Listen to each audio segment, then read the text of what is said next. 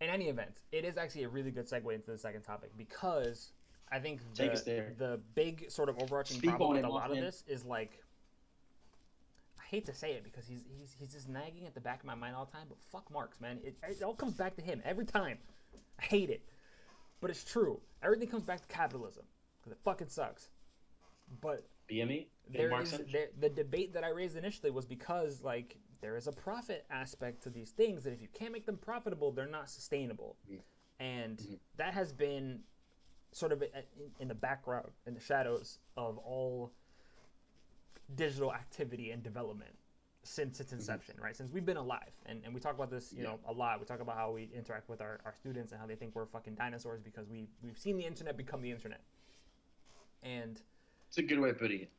I mean, quite true. Like, it is what it is. And, I had heard a lot of buzz over the last week and leading up to the release of this docudrama called The Social Dilemma. It came out on Netflix last Friday, actually. And there was a lot of chatter about it. People were like, "We're gonna talk about what the internet is, what it's doing, and why it's a hazard to the salvation of humanity." And I was like, "Oh shit! Like, that's a big deal." Mm-hmm. And then I watched the trailer and I got pretty hype. I'm like, "Oh, this is kind of pertinent to the stuff that I've been researching." And I saw some academics that I fuck with heavy talking about it, and I was like, "That okay, cool." But then I dove into the threads and I was like, oh, they're not saying nice things about it. They're critiquing the ever living fuck out of it. Um, because for a lot of them, they saw that there were very specific strategic choices made on the directing side to cast the characters as they were in a particular light Mm-hmm. and to cast the issue in a particular light as well. Sure. Um, without adding any sort of that like rich theoretical context that interrogates the actual underlying problems, which I thought was super interesting. So, for those of you who haven't I seen it thought it yet, weird that it was a docudrama. I'm not gonna lie. oh, dude, so for people It who haven't was seen it it yet, was a really fucking you weird should really choice. watch it. But it basically breaks down into this portrayal of what social media platforms are doing to us, what they are, how they work, and yeah, I was just I posted it on the gram today too. I was going through my Zuboff again today. I Did you see the Easter egg, by the way, Yeah, I did. Yeah, that was intentional. with the girl on the couch? Yep. Yeah, oh, I mean, of course it was, but I'm Yep. ssaying like, wow, okay, I I bet see you. what you I did there. bet you she was like, I could get a little extra percentage if you put my book in there, right? Like a couple extra royalties. Like, big ups to Zuboff for making an appearance and trying to get a check. Um, but so Get your the bread. movie basically it takes on two roles, right? It's a documentary in that it's interviewing a few academics, not many. I think like three total, and then a bunch of like Silicon Yeah, right. Valley veterans, Mm-hmm. including Tristan Mm-hmm. Harris, who used to work at Google, and basically like talking to them about their experience in Silicon Valley and how they feel about where the industry is going, right? Talking about what they did and what's going to happen and how they feel about their contributions, right? And the docudrama part comes in with like a narrative element to the film where they have like a acting family, a biracial family, which is fucking weird. Um, Already, I was like, these kids ain't dark enough for that black ass dad. Like, I'm sorry, what? It Um, it was so weird to have a biracial family be so white. a little It bit, was it was so odd but again, like to me. it felt strategic to me, and it's one of the reasons I took issue with the movie. Um, and so they're having this family, and they're kind of like live acting the pitfalls of social media, The right? issues, yeah, You've right, got right, right, right. the older daughter who's like super disconnected. She's the stalwart who's like social media is rotting your brain. Like stay the fuck off of your phone. Like just use it to communicate with people. Other than that, you don't need it. The How son who's avant-garde. like in the teenage throes of high school and is just like on his phone all the time because that's where you talk to the girl that you like. That's where you talk to your friends. That's where you keep up with the news. And then you have the younger daughter who is like at that age that is I think most harmed by social media since it's boomed in the last 10 years, right? The Mm-hmm. A member of that like statistical population of young women who have increasingly committed suicide, right? And the movie very specifically points to data that is, to their credit, very accurate that there has been an incredible uptick, unfortunately, in the amount of young adult female suicides since like 2010. It's been like exponential growth, and people are like, it is not just correlation. Like the cause is social media and the interactions that these women are having on the platform, right? And so they're portraying the stuff, and you've got I forget the name of the actor, but he's playing like the algorithm in the room, right? Yeah. Which is super interesting. They're like trying to explain Which like was visually. so cheesy, by the way. Oh Like yeah. filmically, that was so fucking corny. Oh yeah, it was bad. It was so bad. So It's like the acting wasn't great. The narrative also was like, just give me the fucking documentary. And then this weird, oh my god, yeah, they're this like weird trying to explain matrixy like thing. how the algorithm like is doing machine learning basically, which is a complicated thing to explain to people, which is why they did it, I think, the way that they did. And one of the things that my spouse alluded to is like, this is a good intro point for people who aren't you, alluding to me, and don't know all these things already, right? Like going into that film, having read this tome, I was like, oh, I know all these arguments, right? Like I'm literally reading. For those who don't know what we're talking about, that joint is fat. Yeah. It is 525 pages without the notes or the appendix, for those of you who are curious. And if you don't read the notes in the appendix, do you even really read the book? Do you even read, bro? Are you an academic? And I think that's what that comes down to. But so, I was a little irritated just from jump because I knew what the arguments were, and only one time do they mention like the big baddie in the movie, which is surveillance capitalism, exactly what Zubov's book is about, and that's why they have her come in and explain what's going on. And essentially it boils down to tech companies figuring out that the greatest natural resource in the world right now is human data, is all the shit that we put on the internet, all of it. Google is to us what Ford was to people in the 20s. Like, yeah, right. It changed the game for people. It has revolutionized the way that money is made. And that comes with its own pitfalls, right? But I think that the biggest thing I hated about the film, and I guess this is where we can like start getting into the nitty-gritty, the thing I hated the most is just how poorly it portrays the people that it interviewed as co-conspirators of this fucking dilemma. They're all portrayed, and this came up in an article that I read entitled "Flamethrowers and Fire Extinguishers." It's like a really scathing review of the film. Like, and I agree wholeheartedly. They are pitted as like these sad, sorry tech geniuses who had no control over what their devices were gonna do. That is fucking bullshit. I hate to be the bearer of bad news, but the evidence suggests that every tech company since the beginning of this industry, taking it back to Google in early 2000s when they filed a patent to generate data as a commodity and use it for advertising. That's not an accident. If your company's like, wait a minute, we have a great idea. We need to get the rights to mine our search data so that we can then target people with advertising. You did not do that by accident, right? Your company figured out a way to monetize their service. Good for you. That was a smart call. Otherwise, your business would have tanked, right? And then other companies were like, oh, they did it, but now we have to do it somewhere else, right? Because Google wasn't going to share all their data with people. They're like, no, our search bar, get your own shit. So Facebook is like, bet, we'll make a fucking smash or pass website. And then now we have fucking Facebook. And everybody since has just created a platform where they can get data themselves to then turn it into profit via ads, right? But all these people in the movie were like, oh, I'm sorry. I didn't mean to create the like button. My bad. I just wanted to make people feel good. Like, no, you didn't. You wanted a trackable resource. That's literally a metric that you keep count of. So how can you come out here and lie to people and be like, you didn't construct this willy-nilly without any sort of concern for your user base?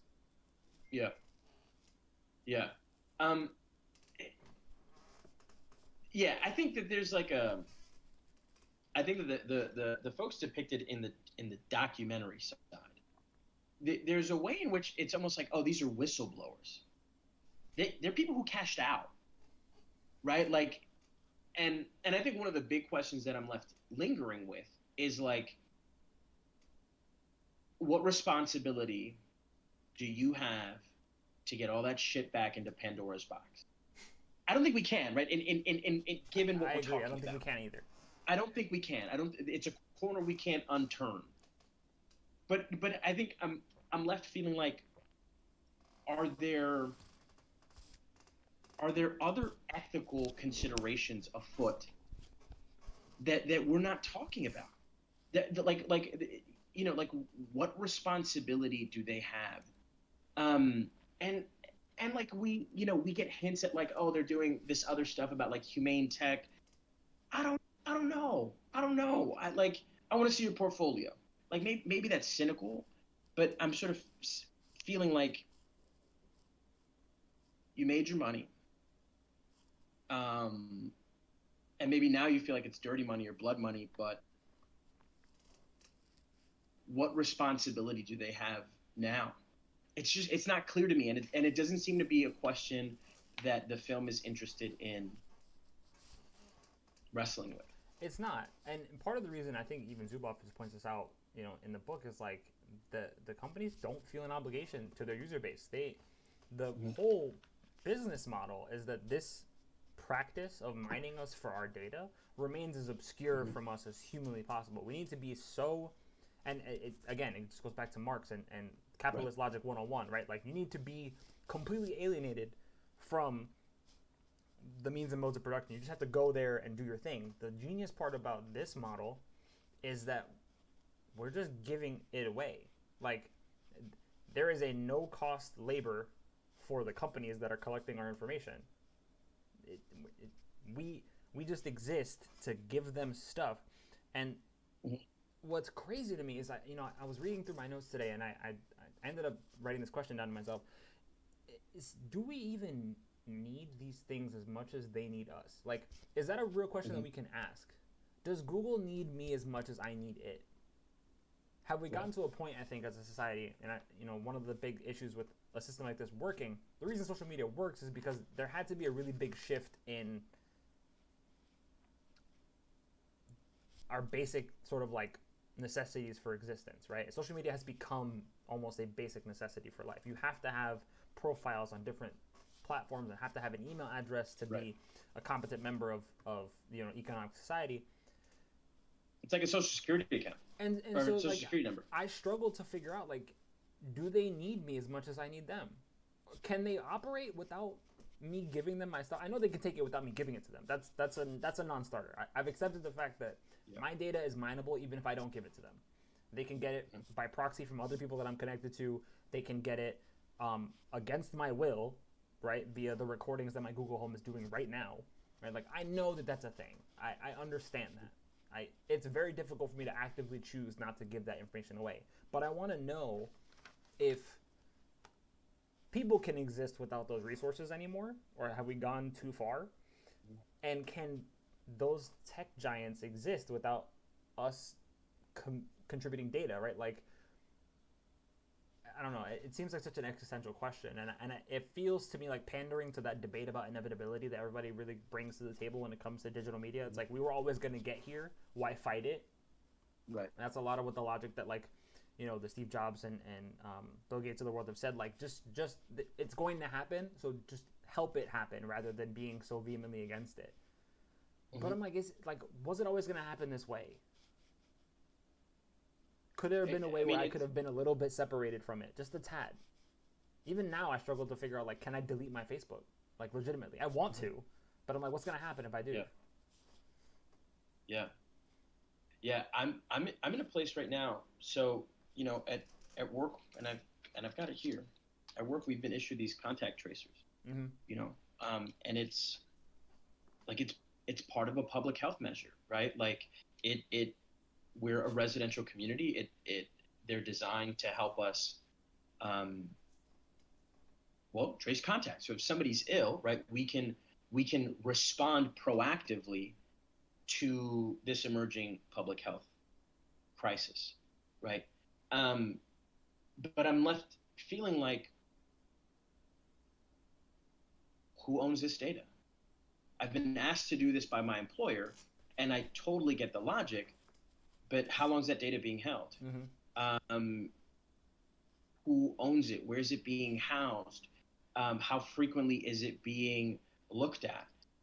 I've got a quarantine. Is that going to be brought up at my annual review? Like, you know what I'm saying? Like, there are just so many questions that go unanswered because, and this is but one example, right? But I think we're in a place where it's inevitable. Tech is a net good. Just like give into it. And that feels like totally insidious to me. And it brings up all of these like, like cyborg manifesto-y things, right? Like at, where where does where does the human end and the machine start? Where does the machine start and the human end?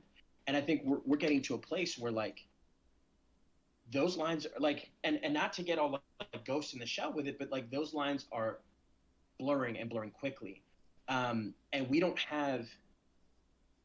even have like this is moving faster than the rights frameworks we have to even think about them are. And so I think that the who was the bull with the locks in the film? What's his name? Jarvin, the creator of VR. Was that who it was? Yeah, I can't remember his full name. It starts with a J. It never sits with my head, but he's like one of the founding fathers of VR. But you know who I'm talking about. Yep. He's the only person who says like, yeah, well, like the stakes are the extinction of our species. Like, and maybe it's because dude, this is a shameless plug for Cry Pilot. Love that book, fantastic. You should read it. Everyone who's here should read it. You know, in the book they talk about like genocide class weapons, extinction class weapons, right? Like technologies that operate at that scale. And I feel like some of this is moving us into an extinction class scale. When we start to maximize it, right? I think we're at that threshold of like when we think about how the alt-right coalesced on 4chan. That to me feels like a genocide class event, right? Because of how we've seen like the reactivation of Jim Crow style racism in the very moment where we thought it was dead and gone. At least Jim Crow style racism was.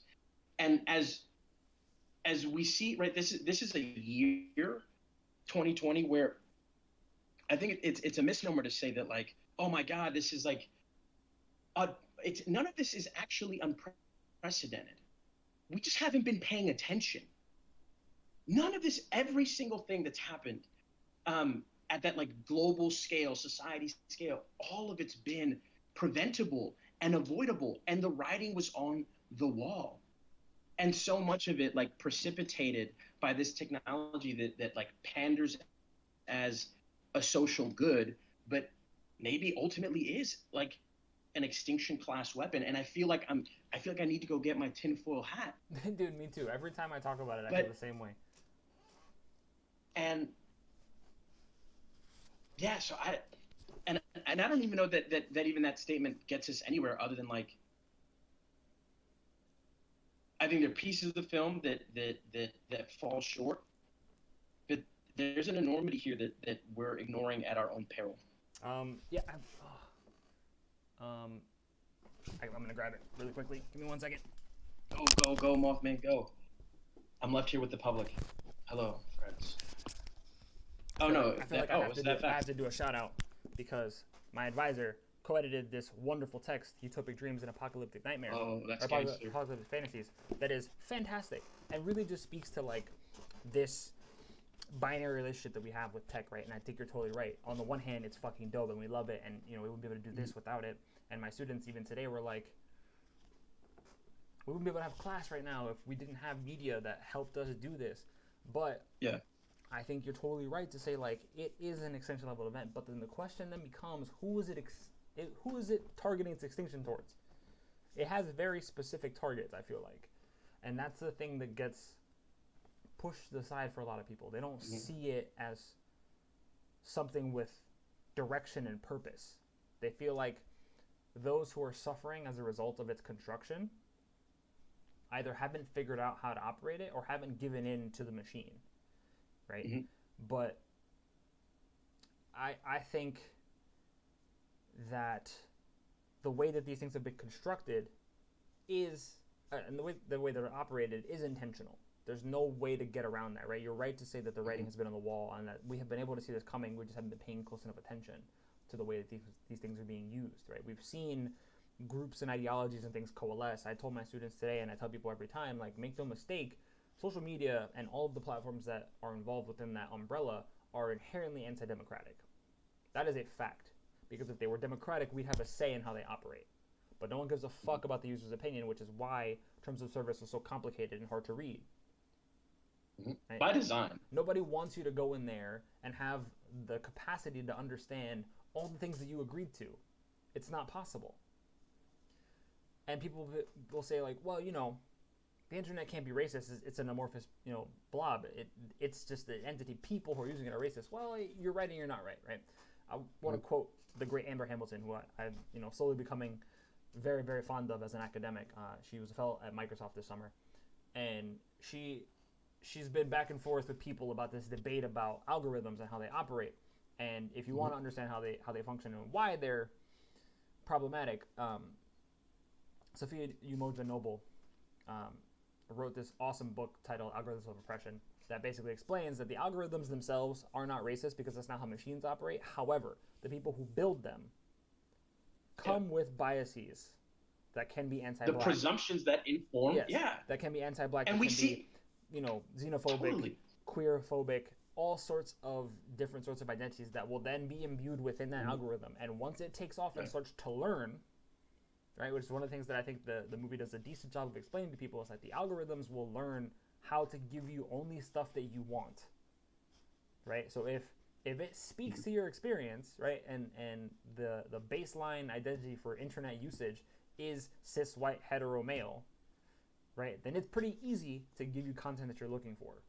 It is so much harder to be fed things that speak to your experience and your understanding of the world if you don't fall into that umbrella, right? It's why people take such issue with the term Black Twitter, because they see it as like a strange island within the sea of the internet that doesn't fit, that isn't right, because it flies in the face of what machine learning should be doing, right? People shouldn't have been able to find a use for internet that speaks to their identity and serve purposes that they're interested in. Right? So when we talk about like whether or not this shit matters and what it's going to do to people, I don't want to be like of the deterministic persuasion, right? Because I don't think that these things are inevitable, but I feel like we're getting to a point where there won't be any turning back. I feel like we have become so automated as a populace, right, that the Cyborg Manifesto debate is real, right? Like, I joke in my media and technology module, I tell my kids, like, what's the first thing you ask whenever you go somewhere new? They're like, what's the Wi-Fi password? I'm like, there you go. You are a machine. You need to be connected. If you don't have your uplink to the cloud at all times, you feel like you're a dysfunctional member of the pack, right? You don't have the latest data. You're not functioning at max capacity, right? The same warnings you get when you don't update your phone. It's like, well, it's not going to work properly. Some services are going to fail, right?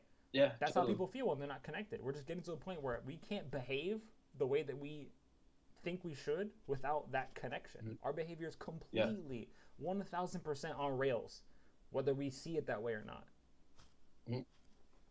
Dude, and you make me think of a couple pieces.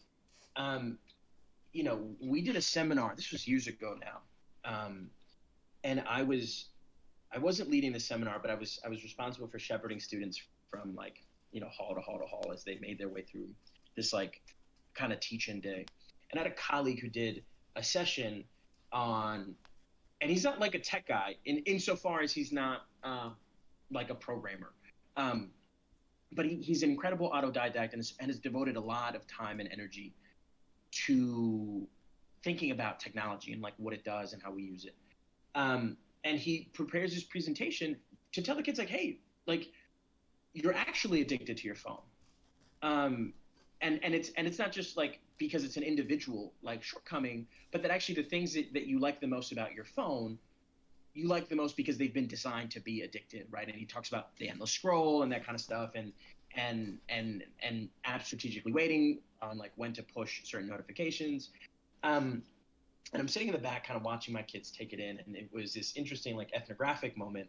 And I've got a student who's like a row ahead of me, phone underneath the table, so like the presenter can't see it, and he's just rapid fire, just clack clack clack clack clack clack clack, hitting on the phone.